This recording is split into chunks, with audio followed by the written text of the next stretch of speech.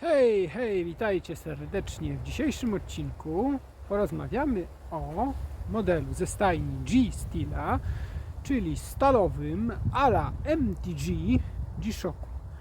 Chociaż stajnia G-Steela uchodzi za klasę średnią G-Shocka, czyli niżej w hierarchii niż MTG, ale pokażę Wam dzisiaj, że są to zegarki również godne i warte zainteresowania.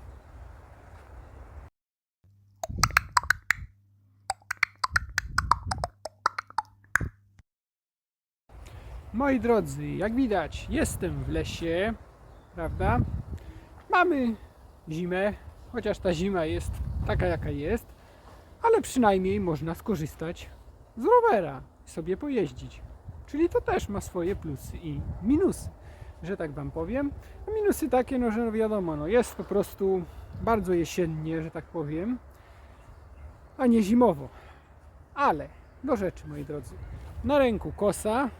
No tak GA140, czyli taka kosa po tuningu, że tak powiem, delikatnym. Chociaż bardzo mi się ten model spodobał, ale to nie on będzie dzisiaj przedmiotem filmu, a przedmiotem filmu będzie model GST W110 G-Shocka. A mam go schowanego w kieszeni w takiej torebce. A dlaczegoż to ja go mam w torebce? Co, moi drodzy, to jest ciekawostka. Ano dlatego, że kolega, który przysłał mi ten zegarek na film, za co serdecznie mu dziękuję. Pozdrawiam Cię serdecznie, Mateuszu. Przysłał mi go w stanie, że tak powiem, troszeczkę zniszczonym. A ja postanowiłem koledze pomóc i troszeczkę go odświeżyłem. No i teraz zegarek jest odświeżony. Zaraz Wam pokażę, jak ten zegarek wygląda. Ale po prostu szkoda mi go podrapać, że tak powiem. A chcę, żeby ten, znaczy po prostu chcę, żeby ten efekt taki był mega, jak Mateusz go dostanie z powrotem, nie? Żeby był mega szczęśliwy i miał ten efekt wow. Dlatego będę o niego bardzo dbał, ale nie, no tak na serio. Wyciągam go z torebki i już Wam go pokazuję. No to lecimy z tematem.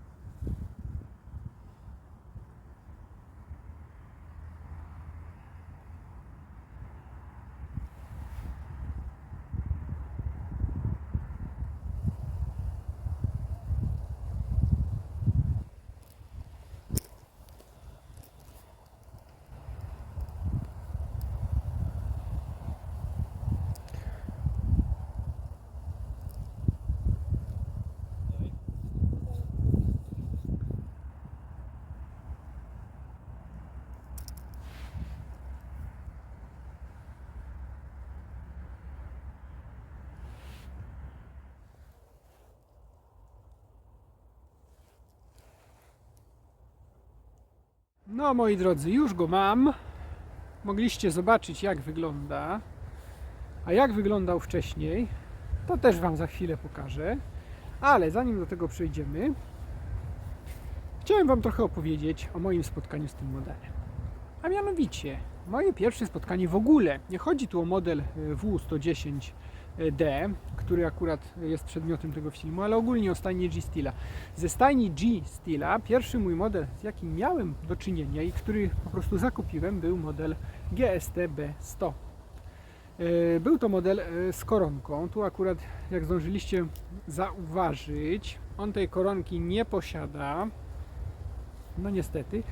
Czyli może tak troszeczkę wizualnie to gorzej wygląda, ale powiem Wam szczerze, że to nie ma większego znaczenia, jeśli chodzi o funkcjonalność, bo są to zegarki stricte analogowo-cyfrowe, więc ta koronka jest tak nie do końca tutaj potrzebna. Natomiast na pewno podnosi to wizualnie w modelu GST B100 atrakcyjność. No ale dobrze, co dalej było z tym G-Steelem? No miałem tego G-Steela, ten model GST B100. No niedługo go miałem go jakieś 1,5 roku temu, także raz nie skłamać. Ponosiłem go około miesiąca, jakoś tak nie było tej chemii, może dlatego, że ja lubię takie fajerwerki na tarczy, lubię jakiś taki kolorek, wiecie, żeby coś srebrnego, coś tam było innego kolorku, czy tam jakaś czerwień, czy jakaś wskazówka innego. On po prostu taki był, taki no bez wyrazu moim zdaniem. Oczywiście są GST Besto w różnych kolorystykach, ale ja miałem tą po prostu tą najsłabszą, podstawową, moi drodzy, wersję tego GST. Chociaż tamten zegarek, tak zwane śmigło, bardzo ładnie to śmigiełko się obraca. Mam nadzieję, że kiedyś będę mógł Wam ten zegarek pokazać tu na filmach. Porozmawiajmy oczywiście, jeśli ktoś mi udostępni ten zegar, będę mega wdzięczny, z grupy na pewno, ale to powolutku. Dzisiaj rozmawiamy o GST W110. Także, moi drodzy, z tym modelem spotkanie moje pierwsze nastąpiło właśnie teraz. Oczywiście ja widziałem ten zegarek dużo wcześniej na grupach, interesowałem się tym modelem poniekąd, ale nie było jakiegoś takiego, że to jest takie super wow, ja muszę to wypróbować, muszę to nabyć. No i po prostu teraz była okazja, kumpel mówi, wyślę Ci, może nagrasz film. Mówię, dobra, fajnie, super, jestem zadowolony. Mówię, jeszcze G-Steela nie było na kanale, więc chętnie go wezmę. No i tak jak powiedziałem wcześniej, zegarek jest analogowo-cyfrowy, no i właśnie jest taka ciekawostka. O ile model Besto, ten, który posiadałem wcześniej, miał wskazówkę sekundową, tak tutaj tej wskazówki nie ma. Zobaczcie. Tutaj mamy tylko wskazówkę minutowo-godzinowo. Sekundy wyświetlają się na wyświetlaczu cyfrowym. A cyfrowy mamy takie 3 kółeczka. W jednym mamy wyświetlaną godzinę bądź datę, czyli podobnie coś jak na zasadzie naszej kosy. Ja pokażę Wam to z bliska oczywiście podczas prezentacji tego modelu, podczas omawiania funkcji. Ja Wam wszystko dokładnie wytłumaczę. Pokażę Wam również set, jak również pokażę Wam, moi drodzy, jakie wersje do tej pory tego zegarka na rynek wyszły. Oczywiście taki standard jak zawsze na moich filmach.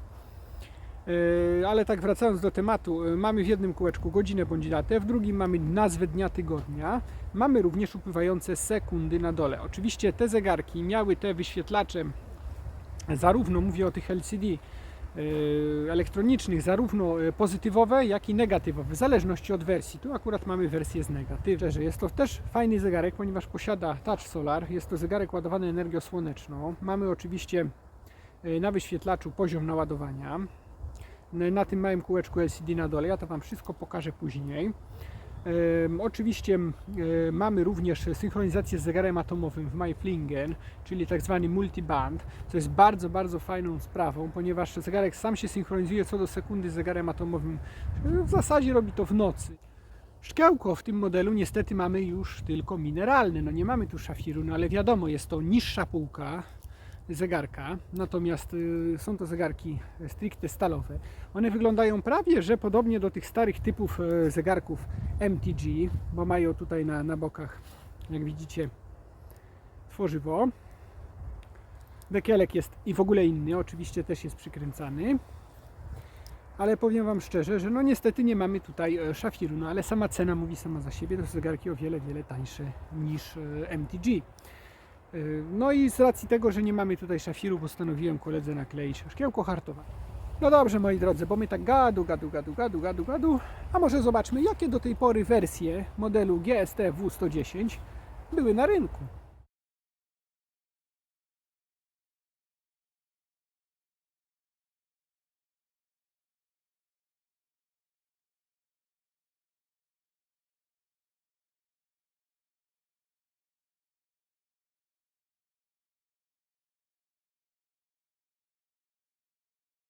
Taka ciekawostka, model GST W110D jest modelem większym rozmiarowo od modelu GST W300. Właśnie, dlaczego? To są modele identyczne, prawda? One wyglądają identycznie, ale rozmiarowo są inne. I właśnie, jeśli chodzi Wam, że podoba Wam się ten model, akurat GST-W, to akurat model 110 jest modelem większym. To jest taka ciekawostka. Model GST-W, ogólnie GST-W, ponieważ były różne modele, było tych modeli naprawdę mega dużo, bo był model W100, W110, Był też model W300, W330. No mówię Wam, że było tych modeli sporo. No nie będę Wam wszystkich pokazywał, bo dzisiejszy odcinek tyczy się modelu W110. Natomiast powiem Wam szczerze, że model W110 był takich normalnych rozmiarów, właśnie takich typowych, a te oznaczenia modelowe no po prostu były mniejsze. I czym te modele się różniły tak naprawdę? No, te modele się różniły pomimo wielkości również elementami bezela, ponieważ bezele były w niektórych modelach z tworzywa. Jak również te zegarki nie były tylko na bransoletach, ale były i na paskach. Jak również był taki model, z tego co pamiętam, z literką L na pasku, tak zwanym pseudoskórzanym. Tak naprawdę jest to technologicznie bliźniak modelu GAF 100. Zwróćcie uwagę, jak ten model wygląda. No to model jest typowo plastikowy, no to taki bardziej z tworzyw. No i typowo model budżetowy, aczkolwiek posiadał ten model GAF 100 multiband, także jest to na duży plus. Model GAF 100 posiada również solar, także to jest taka ciekawostka, chociaż Wam powiem szczerze, że ten model jest bardzo nieatrakcyjny na rynku zegarków używanych. Może też dlatego, że po prostu jest mniejszy, jest taki bardziej no ala plastikowy, może dlatego, natomiast GST W110 jest już takim naprawdę fajnym, rasowym zegarkiem. I to może niekoniecznie też dlatego, że jest w stalowej zbroi, ponieważ wersje na paskach są również bardzo atrakcyjne modelu GST W110. Mówię o 110, ponieważ jest to zegarek normalnych, typowych rozmiarów. A ja lubię takie normalne zegarki, nie lubię zegarków mniejszych, no ale kto lubi? Ta gama tych zegarków była tak szeroka, GST-W, że naprawdę każdy dopasuje coś do siebie. Zegarki z tej rodziny wychodziły też bez multibandu 6. Oczywiście miały one w nazwie zamiast literki W literkę S. Tak więc tych zegarków była naprawdę cała masa. A Wy jak sądzicie, czy seria GST-W osiągnęła sukces rynkowy? Dajcie znać w komentarzach.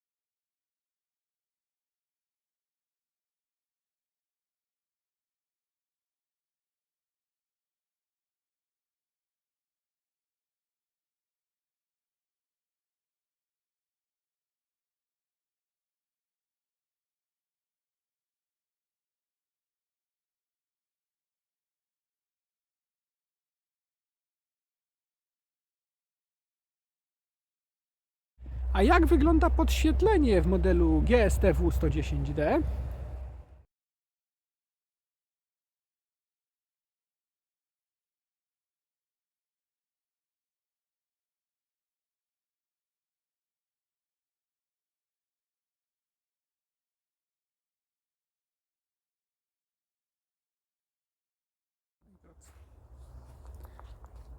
A powiem Wam, że teraz jakoś naleciało mnie bardziej na tą serię na bransoletach. Nie wiem, czy to jest kwestia tego, że człowiek już, że tak powiem, dojrzał do pewnych zegarków, czy po prostu gusta i guściki zegarkowe się zmieniają. No, moi drodzy, nie wiem jak to dokładnie jest, ale no niestety nasza kolekcja ciągle ewoluuje, coś się zmienia.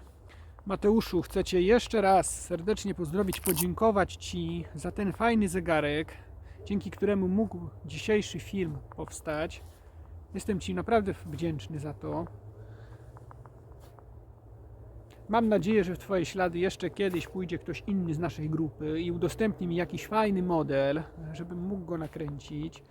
No bo też nie ukrywajmy, no nie będę kupywał więcej modeli niż posiadam w swojej kolekcji tylko po to, żeby kręcić filmy, prawda? Mateusz, jesteś wielki.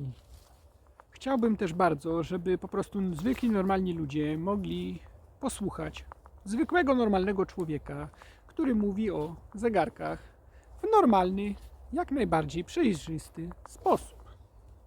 W taki sposób, który po prostu trafia do każdego zwykłego człowieka. Do każdego, kto jest zainteresowany właśnie tymi oto modelami zegarków. No moi drodzy, korzystając z okazji, że jestem jeszcze w lesie, ale już tak na szybko, chciałem Wam jeszcze pokazać tą tarczę z bliska, jeśli chodzi o zegarek. Tarcza wygląda bardzo ładnie, oczywiście pomimo tego, że brak wskazówki sekundowej, tak jak już powiedziałem, wskazówka minutowa, wskazówka godzinowa. Posiada lumę, czyli świeci się ładnie w ciemnościach.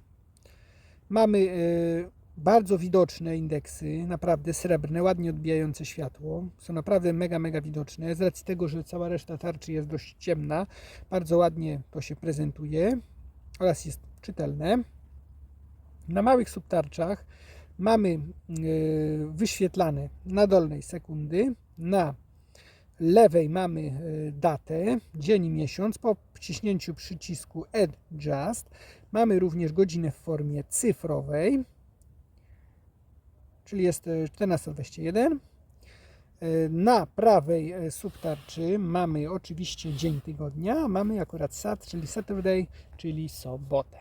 Jeszcze jest taka ciekawostka, że nad dniem tygodnia, czyli nad Saturday, mamy napisane RCVD, czyli to mamy napisane, wyświetla nam się, że zegarek się bez problemu połączył w nocy z zegarem atomowym oraz, że nasza godzina jest odpowiednio zsynchronizowana co do sekundy. No może tu brakuje tej koronki, może nie brakuje, to jest kwestia gustu, kwestia umowna. Zegarek ogólnie nie jest mocno gruby. Akurat mam kosy na ręku i tak jakbym go przyłożył, to zaraz zdejmę tą kosę z ręki i Wam pokażę, jak to mniej więcej wygląda, jeśli chodzi o grubość. To zwróćcie uwagę.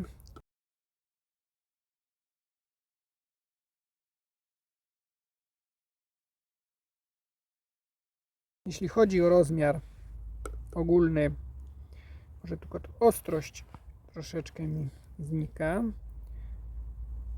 Jeśli chodzi o rozmiar, no to rozmiarowo, trzymam je odwrotnie, ale to nieistotne. No rozmiarowo nie jest tak wcale inaczej. Jest bardzo podobnie.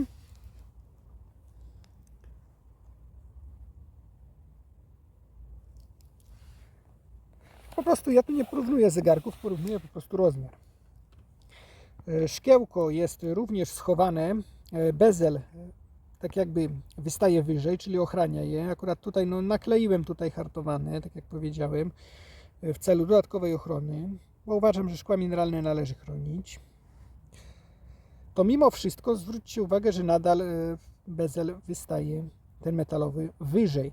Także i tak chroni mocno nasze szkło. To też dużo na plus. To też bardzo mi się podoba w G-Shockach.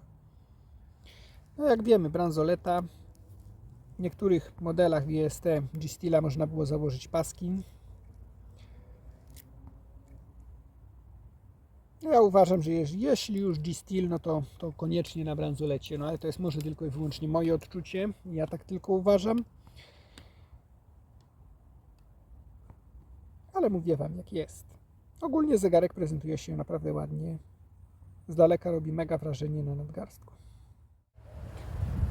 A jakie mamy rozmiary oraz wagę modelu GST W110B?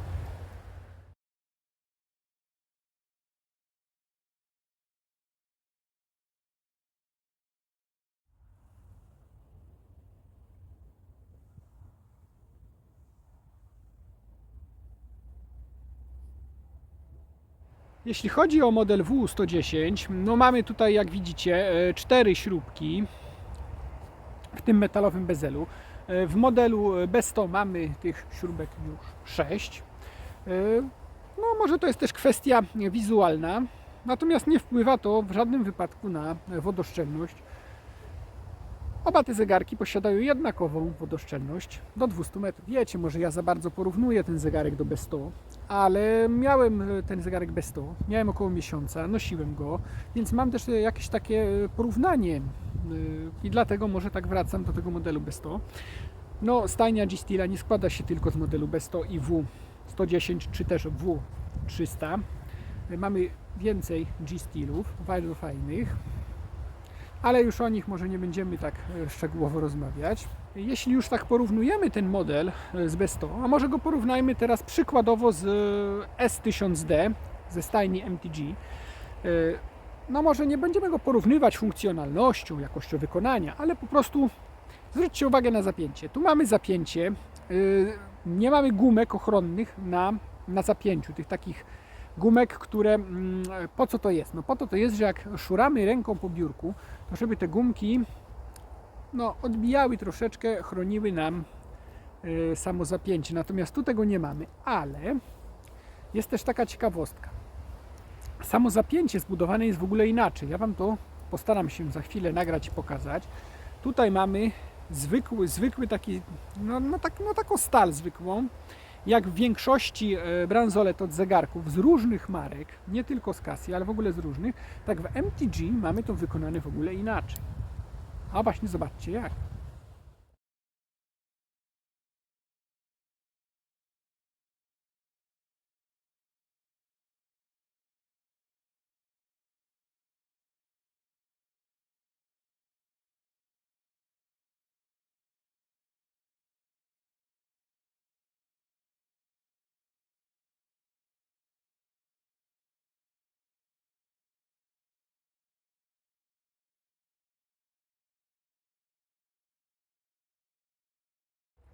Jeśli już porównujemy go z MTG, to muszę jeszcze powiedzieć kilka słów na temat samego mocowania bransolety do koperty, nie zapięcia, mocowania. To w MTG mamy taką metalową tulejkę, która idzie po całości i z jednej i z drugiej strony jest przykręcona śrubkami. Ta tulejka jest oczywiście stalowa, gwinty są w tulejce i śrubki są przykręcone do tulejki. Tutaj natomiast, no niestety, ale mamy dwie śrubki, które i z jednej i z drugiej strony są wkręcone po prostu w kopertę z tworzywa, także troszeczkę na minus, że tak powiem, ponieważ no, przy jakimś szarpnięciu czy upadku, no może nie daj Boże dojść do jakiegoś tam uszkodzenia. Ale moi drodzy, nie ukrywajmy, to nie jest zegarek do ekspedycji, prawda, więc do sportów ekstremalnych, tylko to jest zegarek typowo koszula, biurko, jakieś spotkanie, wiadomo. Tak więc nie musimy się obawiać o to, co powiedziałem, ale po prostu chciałem Wam podkreślić pewne różnice. Może drobne, może niewielkie, ale jednak, że to nie jest to samo, co MTG. Także moi drodzy, jeśli ktoś powiedział, że paski są wygodniejsze, a bransolety są mega niewygodne, no to może nie do końca. No oczywiście są osoby, które preferują tylko paski, a są osoby, które preferują i to, czy też preferują bransolety, ale powiem, że ja osobiście, jeśli bransoleta będzie idealnie wyregulowana, no naprawdę nie będzie różnicy. No, ja się spotkałem jeszcze z modelem GWF A1000 na bransolecie karbonowo-kompozytowej. No jak nie tylko, bo z GWF A1000 jest jeszcze sama kompozytowa bransoleta, ale one obie posiadają mikroregulację. No niestety tutaj tego nie mamy.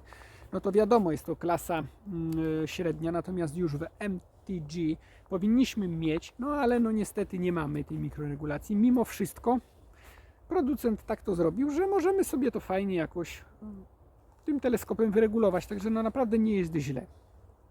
Moi drodzy, nie będziemy już tutaj prowadzić rozprawki na temat co lepsze, bransoleta czy pasek, bo to naprawdę nie ma żadnego sensu.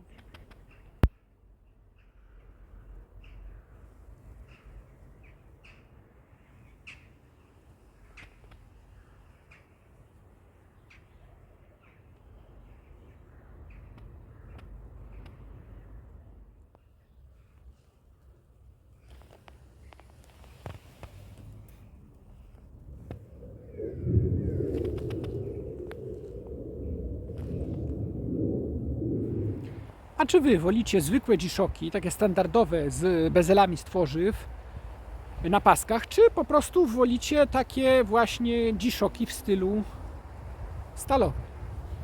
No, to jest ciekawe. Możecie napisać to w komentarzu. No to zobaczmy, jak wygląda set. Moi drodzy, jak wygląda set od modelu GSTW110D? Muszę się Wam do czegoś przyznać w tym momencie, że ten set jest typowo od modelu GA111BR, ale dlaczego ja użyłem innego setu? Ano dlatego, że set od modelu GST W110D był identyczny, czyli standardowo puszka, standardowo pudełko, standardowo papierologia.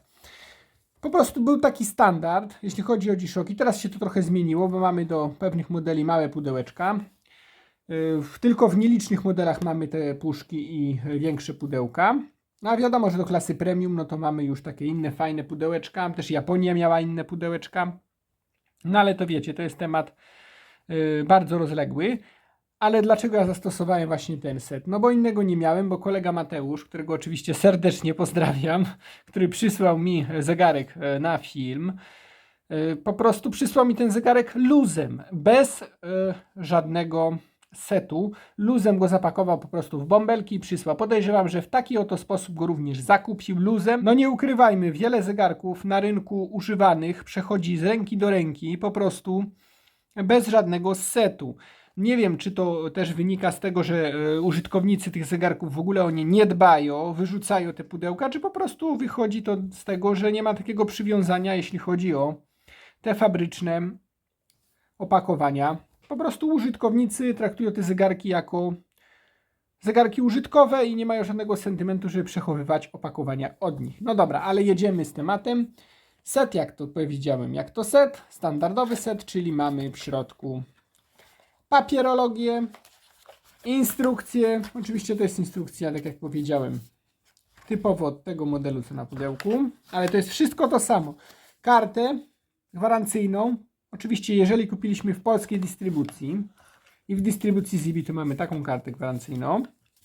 Natomiast jeżeli kupiliśmy z innej dystrybucji, no to możemy mieć po prostu paragon bądź fakturę VAT, bądź w ogóle fakturę, jeśli chodzi o dystrybucje zagraniczne. W środku mamy natomiast standardową taką fajną puszkę. Oczywiście puszka musi być w kolorze pudełka. Tu już nic nie mamy.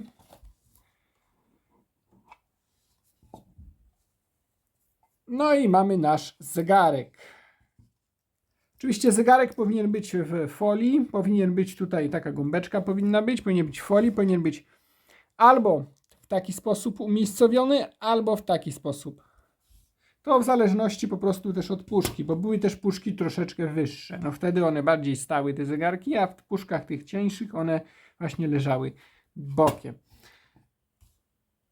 Tak wygląda set, czyli standardowo od modelu GSTW110D.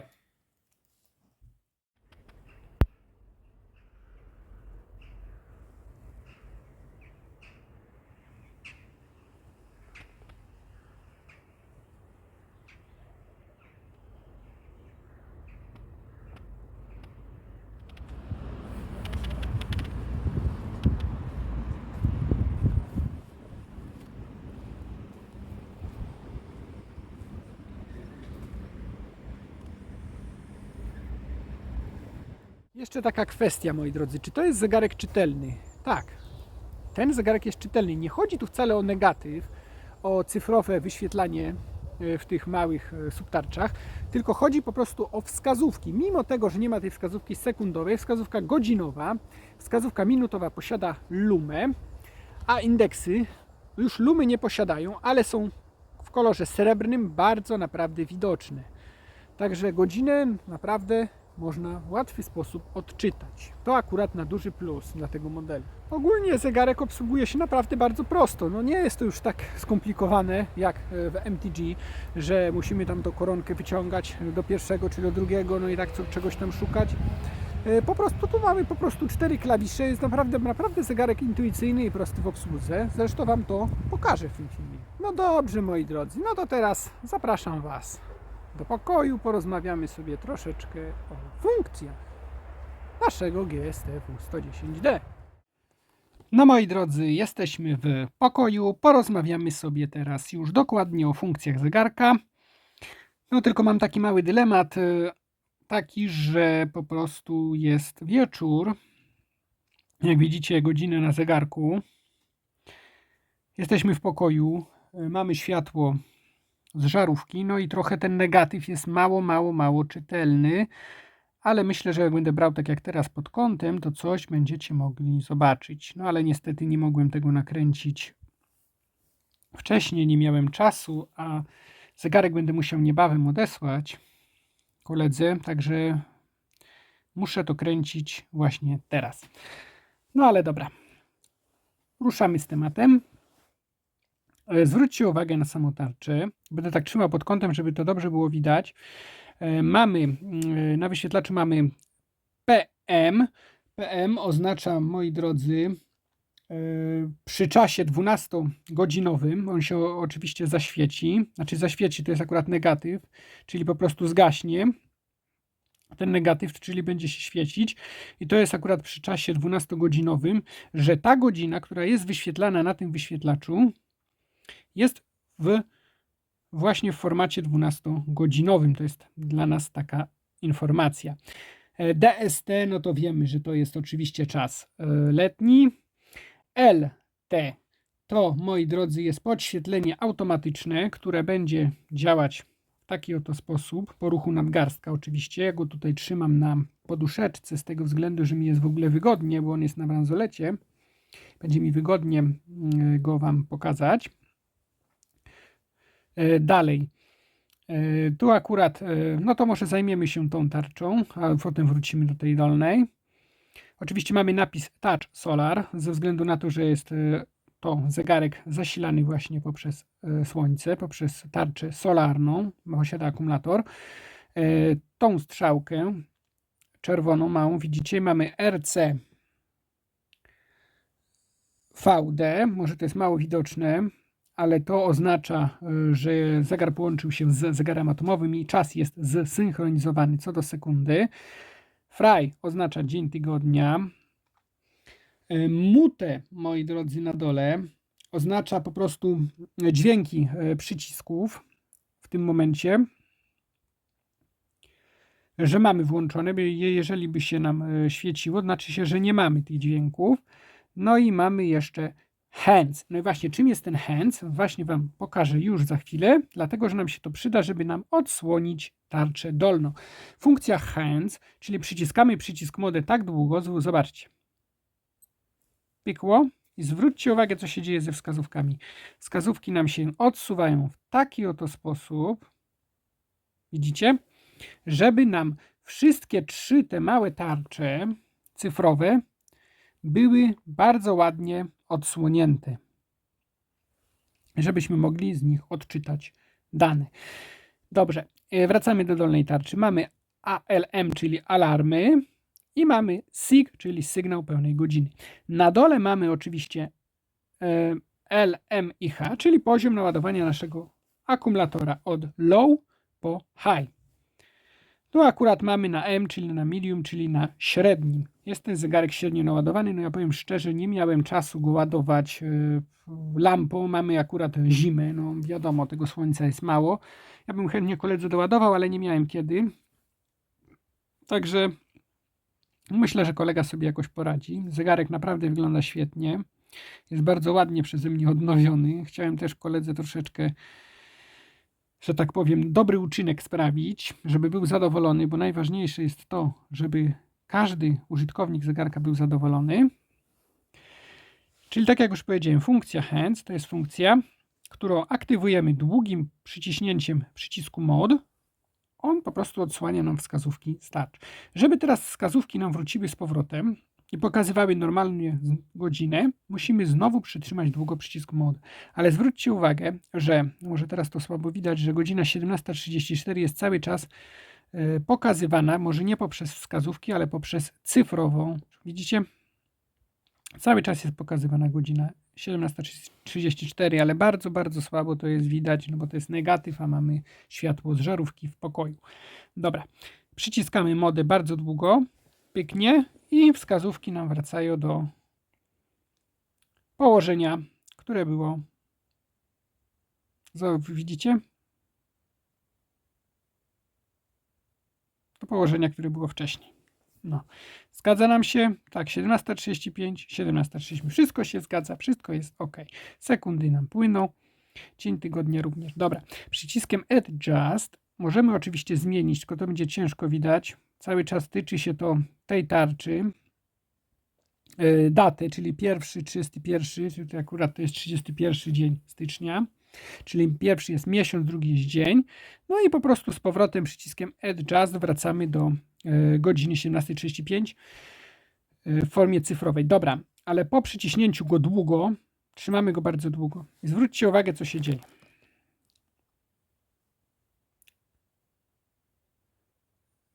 Wskazówki. Cały czas hands nam myga, czyli wskazówki nam po prostu te wyświetlacze odsłoniły. Naprawdę tragicznie to jest widać. Ja też Was przepraszam, ale no niestety jest godzina taka, jaka jest. Dobrze, mogę Wam powiedzieć, że na tym wyświetlaczu napis set, myga napis set na tym lewym wyświetlaczu, widzicie? A na prawym mamy BER, czyli Berlin, czyli akurat nasz aktualny czas. Żeby zmienić naszą strefę czasową, no to przyciskiem prawym dolnym przyciskiem zmieniamy, widzicie? I prawym górnym również zmieniamy strefę czasową. Rzym, Paryż, Madryt i tak dalej, ale my sobie wrócimy do Berlina, bo naszą strefą jest Berlin. Dobra, przyciskiem Mode przechodzimy dalej. Tutaj auto, czyli Daylight Saving Time. Nie wiem, czy to będzie widać. No akurat tu się nie wyświetla na auto. Widzicie?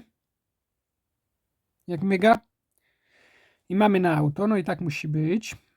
Dalej przyciskiem Mode mamy 24 godziny, tak. Tyczy się to oczywiście cyfrowego wyświetlacza. Dalej mamy sekundy. No i teraz możemy sobie skorygować tę godzinę cyfrową i minuty cyfrowe. No i oczywiście rok, dzień, znaczy miesiąc i dzień. W taki oto sposób korygujemy. No i oczywiście mamy key, czyli dźwięki. Teraz tak, żeby to zmienić, przyciskiem prawym dolnym, widzicie, i zaświeciło nam się mute, czyli już nie będziemy mieli tych dźwięków w przyciskach, no ale ja tego nie chcę, czyli wrócę z powrotem do tego ustawienia, które było dalej. Dobra. No i mamy LT3, czyli mamy czas podświetlenia ustawiony bodajże na 1,5 sekundy, bo chyba mamy, z tego co mi wiadomo, to chyba tylko mamy tak 1 i 3, czyli mamy coś koło sekundy i 1,5 sekundy. Jeśli Wam, nie chcę Was w błąd prowadzić, broń Boże, z tego co pamiętam, no to wszystko co mówię, to mówię Wam z głowy. Nie zagłębiam się jakoś tam, nie wiem, instrukcji, ani nie czytam jej mówiąc do Was. Dobra, przechodzimy w takim razie dalej mode i mamy teraz PS on i PS off. PS oznacza power saving, czyli oszczędzanie energii w nocy. Oczywiście chcemy włączyć na on, czyli na aktywne. Oczywiście dolnym prawym zmieniamy. I on jest ten zegarek jest naprawdę bardzo intuicyjny, moi drodzy. Bardzo prosty, łatwy. Ktoś, kto miał do czynienia z G-Shockami, bez problemu się w nim odnajdzie. Nie posiada koronki, nie musimy nic kręcić. Naprawdę zegarek jest moim zdaniem idealnie prosty w obsłudze. Oczywiście dla osób, które posiadały wcześniej G-Shocki. Dobra, jedziemy dalej. No i dalej mamy z powrotem naszą strefę, czyli Berlin. Dobra, żeby z tego wyjść, przyciskamy Adjust. Wychodzimy sobie. Oczywiście godzina nam się synchronizuje w taki oto sposób, żeby pokazywała aktualny czas. Wszystko jest w porządku, pokazuje nam aktualny czas. Dobra, no to tyle byłoby na temat ustawienie. Teraz przechodzimy sobie dalej, przyciskamy przycisk Mode i mamy tak, World Time, no to oczywiście mamy London, czyli Londyn i możemy sobie przejść oczywiście tu na Madryt, na Paryż, no i oczywiście akurat przyciskiem Light to w tym trybie aktywujemy podświetlenie, czyli po prostu, żeby ten czas światowy zobaczyć, to musimy sobie tym dolnym prawym przyciskiem zmieniać. No Berlin, no to wiadomo. No i zwróćcie uwagę, no może to jest ciężko widać, że nam się zmienia ta godzina w tym kółeczku po lewej stronie, w tym LCD. Już nam wskazówka powoli nachodzi na to. To akurat mamy Ateny. No i tak dalej, i tak dalej, i tak dalej. Nie? Moskwa. Jeszcze zwróćcie uwagę, że jeżeli poczekamy chwilkę, to nam te literki tak przeskakują, że możemy sobie odczytać dokładnie. Zobaczcie. Widzicie? Teheran.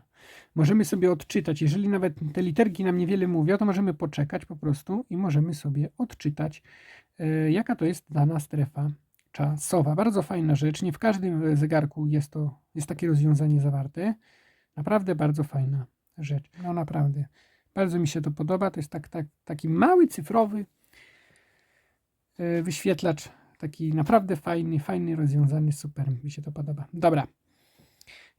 To tyle na temat tego naszego czasu światowego. Jedziemy sobie dalej. Mamy stoper. No oczywiście stoper, no to tylko teraz naprawdę jest ciężko widać. Mamy wyzerowany na 0000.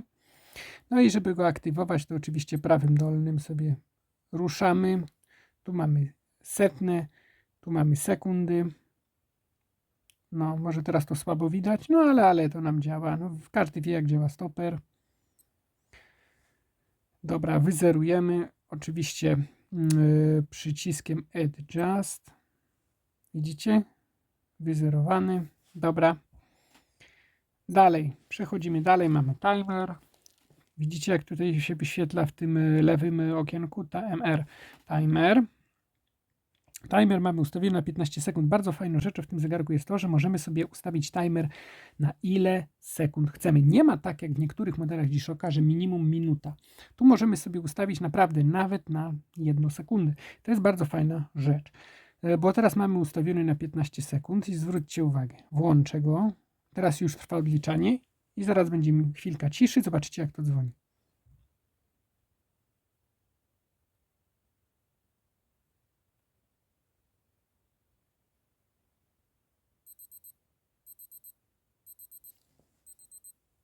No, widzieliście? Tak to właśnie dzwoni.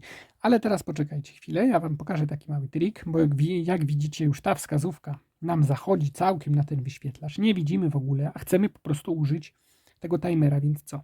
Przytrzymujemy długo przycisk Mode. I zobaczcie, co się stało. Ja specjalnie czekałem, aż ta wskazówka najedzie nam na ten wyświetlacz. Zobaczcie.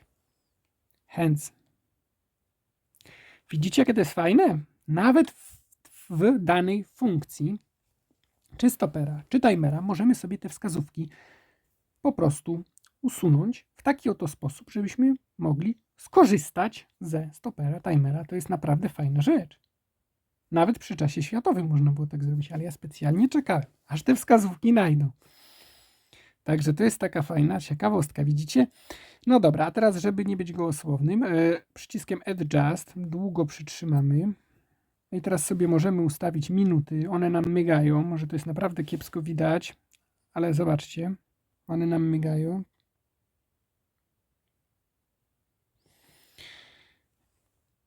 To jest 00. Nie mylić tego z 10, tylko to jest 00. Naprawdę, tylko jest kiepska widoczność.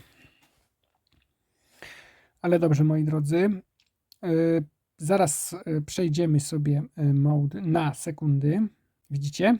Te 15 nam myga. Naprawdę to jest ciężko widać, ale myga. I teraz skorygujemy to prawym dolnym. Zwróćcie uwagę, o co chodzi. Że idziemy w górę, natomiast górnym, prawym idziemy w dół. Dobra. Żeby nie być gołosłownym, ustawimy sobie na 2 sekundy. Powiedziałem, że na sekundę, no ale ustawimy na 2 na razie. Potwierdzimy Adjust. No i aktywujemy stoper. Działa? No dobra, damy na sekundę. Jeszcze raz. Adjust. Mode. Prawy dolny. Nie, to w górę. Prawy górny, czyli akurat przycisk od podświetlenia light. 1 sekunda. Potwierdzimy Adjustem i ruszymy. Można? Widzicie, jak to jest fajnie rozwiązane? Naprawdę. Takie fajne rozwiązanie takiej rzeczy jak zwykły timer. A ile radości, prawda? Że możemy sobie go ustawić na ile chcemy. Nie musimy go ustawiać na minimum minutę, prawda? Fajny? Moim zdaniem bardzo fajny. No ale dobra. Ustawimy sobie jeszcze raz tym adjustem. Przejdziemy modem i sobie ustawimy na te 15 sekund. Tak jak i było. Niech to tak już będzie.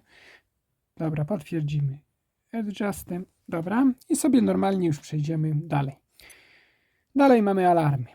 Alarmy mamy tak SIG, czyli sygnał pełnej godziny. To jest takie pyknięcie przy godzinie. Dalej przechodzimy dolnym prawym przyciskiem, przechodzimy sobie na alarm pierwszy, alarm drugi, alarm trzeci, alarm czwarty, alarm piąty. Widzicie? Naprawdę mamy tutaj sporo alarmów. SIG, czyli sygnał pełnej godziny. No i powrót do alarmu. No dobra, teraz żeby te alarmy aktywować, dezaktywować i w ogóle jak to działa.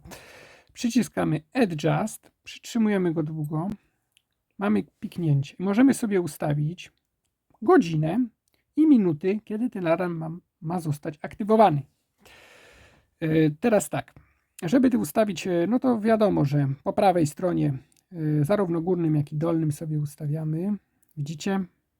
Drugi, trzeci, może to jest kiepsko widać, ale wierzcie mi na słowo.